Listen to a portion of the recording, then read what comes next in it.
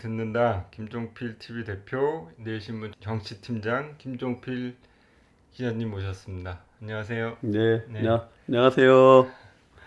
반갑습니다. 반갑습니다. 네, 제가 이제 칼럼 이름이 네, 원로 언론인 이렇게 네, 해가지고 네, 이제 30년 동안 하셨잖아요. 네. 그래서 전 원로 충성이 충분하다고 생각하는데 이제 저기 우리 팀장님께서는 예, 그 중견으로 좀 해달라고 예, 말씀하셨습니다. 예, 예, 늘 초짜 같은 심정을 하고요. 언론은 신망도 높고, 네. 또 한 40년, 50년 하신 분들도 많으시고 하니까, 예, 겸양이 아니라 팩트로 중견 정도가 좋을 것 같습니다. 예. 예, 바로 이제 저 준비된 질문들 네, 네, 드리면서 네, 시작을 네, 해보겠습니다. 네, 예. 이제 지난 얘기인데요. 네, 여당 민주당 4.7 재보궐선거 예, 참패에 대한 평가, 예, 또 그 선거 통해서 표출된 민의는 예. 뭐라고 보십니까? 저는 지난 4월 7일 서울시장, 부산시장 보궐선거는 아, 지금 집권 여당이 민주당이잖아요. 그러니까 민주당의 패배라고 봅니다. 달리 얘기하면 국민의힘의 승리라는 측면보다 집권 여당 민주당이 민심의 몽둥이를 맞았다. 저는 표현을 그렇게 합니다. 그러니까 이제 민심 회초리를 맞았다라고 하는 표현을 그 민주당 인사들도 하시고 일부 언론은 그렇게 보도도 했는데 이거는 회초리를 맞은 정도가 아니라 몽둥이를 맞았다. 그러니까 그 정도로 대참사고 참패다. 실제 그 선거 결과를 놓고 보더라도 서울은 약 18% 집니다. 민주당 박영선 후보가. 그다음에 부산시장 그 보선의 경우는 민주당의 김영춘 후보가 28% 정도를 집니다. 다들 깜짝 놀랐죠. 이제 저희는 대략 두 자릿수 이상 질 거라고 하는 걸 예측은 했는데 어쨌든 이제 그 결과를 놓고 보면 이제 대참패고 민주당의 그 큰 패배다 이렇게 봅니다. 그런데 이제 보통 그 국민들의 민심을 알 수 있는 길이 사실은 이제 선거죠. 그러니까 직접 민주주의를 할 수 있는 게 아니니까 저희는 아테네에 모여가지고 전부가 참여해서 바로 투표하고 해서 의사결정을 하고 구성원들의 의사를 확인할 수 있는 이런 게 아니고 이제 간접민주주의, 대의민주주의라 투표를 하지 않습니까? 네. 그러니까 선거를 통해서 민의를 가장 알 수가 있는 거죠. 여론조사라고 하는 거는 투표장에 가시는 분이든 안 가시는 분이든 의사를 물어보는 거죠. 말하자면 생각을 떠보는 거다. 그래서 여론조사와 그 실제 선거 결과하고는 늘 갭이 있다고 봅니다.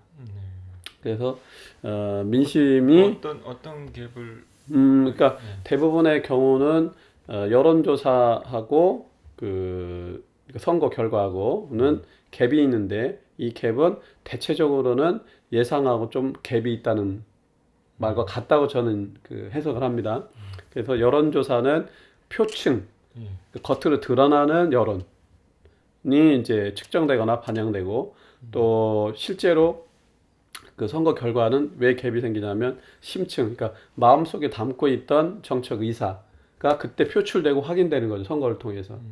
그러니까 그 갭의 이유는 여러 가지가 있습니다. 그러니까 주권자들이, 그러니까 그 유권자들이 자기 자신의 의사를 감추는 경우도 있고 또 그 투표장에 갈 이제 예측을 하는 투표장에 얼마에 적극 참여하시겠습니까? 이것도 실제와는 좀 차이가 있는 경우들이 있거든요. 그러니까 이제 그만큼 그런 차이들이 생기는데 그게 하나 있고 또 하나는 여론조사 기관의 조사 기법, 여론조사의 분석 능력 이런 것하고도 좀 차이가 있어서 실제는 좀 그런 괴리가 있다. 자, 이제 민의는 네. 지금 현재 문재인 정부가 이제 5년 차, 만 4년을 지나고 있는데 그동안의 문재인 대통령의 리더십, 문재인 정부의 국가 경영 능력에 대해서 아주 매서운 비판을 표출했다는 거죠. 네. 그래서 특히 이제 그 부동산 정책, 주거 복지에 있어서 24번 계속 대책을 발표함에도 불구하고 국민들에게 특히 이제 무주택자나 또 일가구 1주택자나 보통 사람들 우리 서민들에게는 만족할 만하지 못하다. 네. 그다음에 세금 폭탄으로 돌아왔다. 이런 것들이 집중적으로 표출됐다. 그러니까 LH 사태가 근본 원인이 아니고 그건 한 부분, 하나의 어떤 부싯돌 같은 민심을 폭발하게 하는 네네. 그런 거였다고 저희는 이해합니다. 자, 그러면은 다음 질문 이어가겠습니다. 네. 그 차기 이제 여야 대선 주자들이 네. 그 지지율 추이와 전망은 어떻게 근데 보시는지? 조금 전에 질문해 주셨던 그 4.7 재보선 참패 또 거기에 나타나는 민의인데 이제 민의에도 조금 더 보태면 직접적으로는 이제 부동산 정책의 실패에 있습니다. 주거복지를 잘 실현하지 못한 그 무능한 리더십인데 그래서 저희는 이제 모아서 보면 무능, 네. 그다음에 내로남불이라고 많이 표현하죠. 그러니까 무능과 오만이 부른 이제 참사다 이렇게 표현을 합니다. 그 민의는 그렇게 심판을 했다는 거죠. 네. 그러니까 말은 많은데 대책은 많이 스물 몇 번씩 부동산 대책도 쏟아내지만 결국은 성공을 못하니까 말잔치만 요란했다. 그러니까 그게 이제 무능하다라고 하는 거고요. 또 노력을 안 한 건 아니죠. 그러나 시장의 흐름에 대해서 정확히 이해하고 또 그 문제를 풀 수 있는 어떤 국가 경영 능력에서 비롯된 부동산 정책에 대한 대처 이런 게 무능했다. 그리고 뭐 이른바 조국 사태로 표현되는 위선적이거나 내로남불. 내가 하면 로맨스고 남이 하면 불륜으로 하는 이런 식의 위선적 행태. 이것에 대한 그 많은 켜켜이 쌓여 있다가 이제 빵 터진 거다. 그런 이해를 하고요.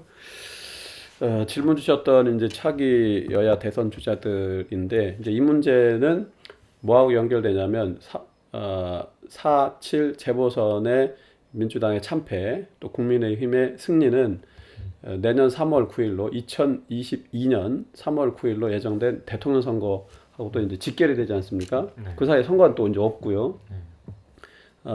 그렇기 때문에 그동안은 이른바 이제 그 야권 제1야당 국민의힘 쪽이 정권을 다시 그러니까 정권을 교체할 수 있겠느냐에 대해서 의문이 많았습니다. 그래서 국민 여론조사를 해보면 여론조사에서 대부분 이제 그 정권 유지, 그렇죠. 문재인 정부 지지를 쪽으로다가 이번에 이제 극적으로 이제 빵 터진 건데 민주당의 경우는 그 4.7 재보선을 총괄한 게 이낙연 그 당시 대표죠. 네. 전 대표인데 그분은 이제 직접적인 타격을 입는 거죠. 선거를 총괄 지휘했기 때문에. 그래서 지지도가 한때는 뭐 40% 가까이 고공행진하다가 쭉 떨어지다가 이번 선거 이후에는 이제 5에서 10% 사이로 내려갔다가 조금 최근에 반등하는 기세는 있습니다만은 그 타격이 가장 컸다. 그리고 상대적으로 민주당 주류하고 이른바 친문 중심의 주류로부터 거리를 두고 있었던 상대적 비문인 이재명 경기도지사는 이제 그 일강구도 선두주자를 좀 이렇게 안정적으로 지속하는 뭐 이런 양상으로 나타나고 또 야권의 경우는 지금 뭐 그 국민의힘이 입당하거나 특정한 정치적 어떤 기반을 진지를 구축하진 않았지만 윤석열 전 검찰총장 이쪽이 계속 기세를 살려가는 이런 걸로 이렇게 연동이 돼 있다 이렇게 볼 수가 있을 것 같고요. 최근에 여론조사를 보면 그러니까 여론조사는 저희는 이렇게 봅니다. 드러나는 표층 아까 말씀드렸던 그 현상만이 아니라 더 중요한 거는 흐름이다. 그러니까 추세. 이게 오르락 내리락 하는데 이게 대체적으로 계속 내려가는 건지 올라가는 건지 반등을 했는데 반등의 이 방향성, 정향은 어떤 건지 이 추세를 보는 게 중요한데 현재로는 기축은 정권 재창출을 그러니까 민주당 쪽을 한번 손을 들어주는 것과 정권 교체 중에 후자가 더 높습니다. 그러니까 이 여론조사상으로 이번 그 4.7 재보궐 선거 전 또 후 그랬다가 그 격차가 한 거의 20% 가까이 나온 것도 있고요. 최소 15% 정도씩 평균적으로 차이가 났던 게 조금 좁혀지긴 했어요. 그래도 두 자리 숫자 10% 이상 정권 교체에 더 손을 들어주고 있습니다. 유권자들이. 그래서 야권 주자들은 주목도 올라가고 물론 그 중에는 윤석열 그 전 총장에 더 결집돼 있는 걸로 그렇게 보여지는 게 현재 상황인 것 같습니다. 그 오늘 저기 윤석열 전 네. 총장님이 그 이제 제3지대나 네, 네. 신당창당은 뭐 생각이 없다 네. 이렇게 또 말씀하셨는데 거기에 대해서는 뭐 같은 맥락이라고 보시는 건가요? 어떤 국민의힘이 어떤 정권 교체 여론이 더 많으니까 네, 그런 걸 네. 아예 언급을 안 하는 건가? 그 정권 교체 여론이 더 높다는 거에 대해서는 이제 윤석열 총장도 계속 그거를 주목을 하고 있었던 걸로 보여지고요. 단 여기서 이제 윤석열 전 검찰총장은 본인이 직접적으로 대국민 메시지를 낸 적은 없습니다. 사실은 대부분 간접적으로 또는 이제 우회했죠. 네. 뭐 권성동 의원을 만난다든가 정진석 의원을 만났다든가 윤희숙 의원을 만났다든가 그분들 입을 통해서나 그 관계자 발로 나오는데 그렇기 때문에 100% 윤석열 총장의 정책 입장 이후에 노선과 방향 뭐 플랜에 대해서 구체적으로 우리 국민이 확인한 건 없습니다. 근데 그 이른바 이제 취재원들 간접 관련자들 얘기를 종합을 해보면 지금 이제 우리 진 대표님이 말씀하신 대로 정치적 그러니까 차기 대선에 도전할 의사는 분명히 하고 있는 걸로 가고 있습니다. 네. 또 취재를 해보면 실제 그 준비를 정예화된 팀도 조직을 한다라고 이제 알려져 있습니다. 그런데 윤석열 총장은 저희는 이렇게 봅니다.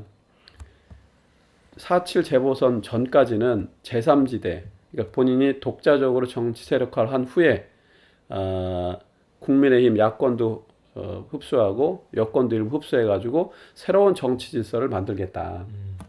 예를 들면 프랑스의 마크롱 현 대통령이 정치적으로 출사표를 던지고 세력화하고 대통령 되고 그 이후에 이런 어떤 현상적으로는 그런 흐름으로 가겠다라고 하는 거를 갖고 있는 그 의지를 갖고 있는 걸로 보여졌는데 4월 7일 이제 안철수 국민의당 대표 그다음에 오세훈 전 시장 단일화 과정을 겪으면서 국민의힘의 조직력 대체적으로 초반 여론조사나 국민 일반 여론조사나 정치권에서는 안철수 국민의당 후보 대표가 단일화된 서울시장 후보로 될 확률을 더 높게 전망하지 않았습니까? 근데 실제로 그 과정을 거쳐 보니까 어쨌든 그 제1야당이 갖고 있는 정책 힘이나 조직력이 훨씬 우월하다는 게 입증이 된 거. 그 다음에 선거도 또 이겼고요. 또 하나 최근의 현상 중에는 이준석 현상이라고 하는 정책 현상이 이제 분출을 합니다.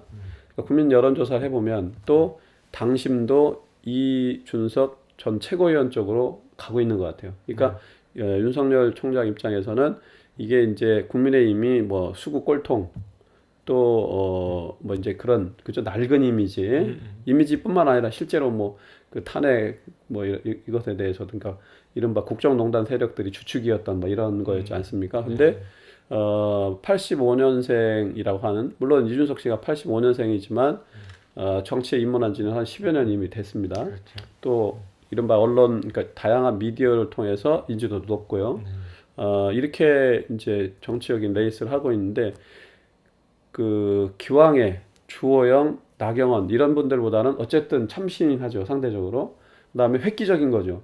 현재 민주당도 도저히 꿈꿀 수 없는 구조적으로나 현실적으로 한계에 있는 30대 정치인이 그것도 어쨌든 당을 대표하는 총괄하는 사람으로 바뀐다는 거는 국민의힘이라고 하는 게 국민들에게 새로운 어떤 그 가능성을 정권을 교체할 수 있는 에너지가 있다라고 하는 걸로 흐르는 것을 윤석열 씨도 과거는 불구경하듯이 보지는 않는 걸로 보여집니다.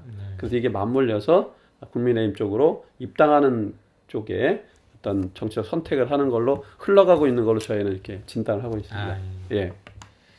이제 문재인 정부가 이제 임기 말이고 예, 이제 어떤 정부 행태나 예. 그 이제 리더십에 대한 평가는 어떻게 하시는지? 여론조사에 나타난 게 국민들이 문재인 정부에 대한 성적표라고 보고요. 또 제가 서두에 말씀드렸다시피 4월 7일 재보궐선거를 통해서 표출된 민의 그게 문재인 정부에 대한 그 혹독한 평가다. 근데 이제 최근에 그 여론조사 추이를 보면 이분이 이제 지난 5구 대선 때 41% 정도의 지지를 받습니다. 그래서 대통령이 당선이 됩니다.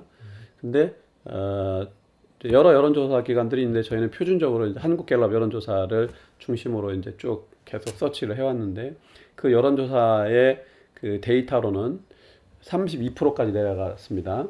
다시 이제 한미 정상회담이 기대 이상의 성과를 갖고 또 국민들이 이제 어쨌든 문제를 좀 해결하라고 하는 이제 여지를 좀 두어서 다시 또 반등이 됐습니다. 30한 7, 8%까지 올라갔는데 32%까지 내려간 것은 저희는 어떤 의미가 있다고 보냐면 이제 100%를 기준으로 놓고 보면 우리가 신라 때 화백제도 같이 만장일치할 수가 없지 않습니까? 그런데 그 보통 이제 민주주의 일반적인 정치 과정으로 놓고 보면 3분의 1 과반 3분의 2 이렇게 해서 국회 의결 정도 수도 있는 거고 그죠? 법적 정치적으로 32%는 3분의 1의 지지도 받지 못한다는 겁니다. 네네. 33%가 깨진 거니까요. 그러니까 그만큼 그 대선 당시의 지지보다도 밑으로 추락했고 국민 전체 대한민국 공동체 국민 기준으로 보면 3분의 1의 동의를 못 받는 어떤 지경까지 갔던 게 냉엄한 현실이다. 앞으로도 올라가기보다는 내려갈 확률이 저희는 뭐 더 높다고 사실은 보여집니다. 문재인 정부가 성공하는 게 개인 문재인 대통령 또 이른바 민주당 친문 세력만의 승리는 아니라고 봅니다. 국민들이 승리하는 거죠. 국민들이 많이 동의한다는 거는 그만큼 국가 경영도 잘하고 우리 중산층과 서민이 원하는 정책을 펼친다는 건데 근데 지금까지 해왔던 내공이나 또 지금 흐름으로 보면 현실적으로 이걸 반전시키기는 대단히 어렵다. 그렇게 이제 저희는 보고 있습니다. 이 리더십이 회복되기는 좀 쉽지 않다. 힘들다고 이제 예, 첩첩산중이다.